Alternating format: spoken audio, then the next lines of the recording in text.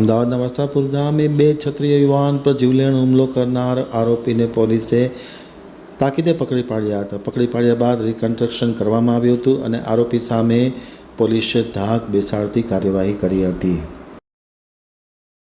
14/2/26ના મોડી રાત્રે વસ્ત્રાપુર લેક પાસે એક હિચકારી ઘટના બની હતી, જેમાં ફરિયાદી મહાવીરસિંહ તેમજ તેના માસિયાઈ બાઈ ઉપર જીવલેણ હુમલો કરવામાં આવ્યો હતો. આ મામલે પોલીસે સામાન્ય મારામારીનો ગુનો નોંધી તપાસ આદરી હતી. આ આરોપીઓને વસ્ત્રાપુર પોલીસ પકડવામાં ઢીલ રાખી રહી હોવાની ફરિયાદ ઉચ્ચ સ્તરે કરવામાં આવી હતી. તેમજ ફરિયાદીને ગંભીર ઈજા પહોંચી હોય અને હોસ્પિટલમાં દાખલ હોય તે ફરિયાદમાં ખૂનની કોશિશની કલમ નોંધવા માટે ઉચ્ચ સ્તરે ફરિયાદ કરવામાં આવી હતી.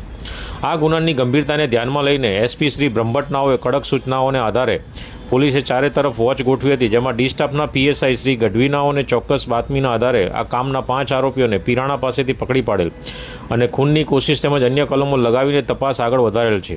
હવે સવાલ એ છે કે 10-12 દિવસ થઈ ગયા હોવા છતાં પણ આ કામના આરોપી પરેશ, જયરામ, જયેશ અને મોન્ટુનો ગુનાહિત ઇતિહાસ હોવા છતાં પણ પોલીસ એવું તો કયું રક્ષણ પૂરું પાડવામાં આવતી હતી કે આ લોકોને પકડવામાં આટલી ઢીલ દાખવી છે.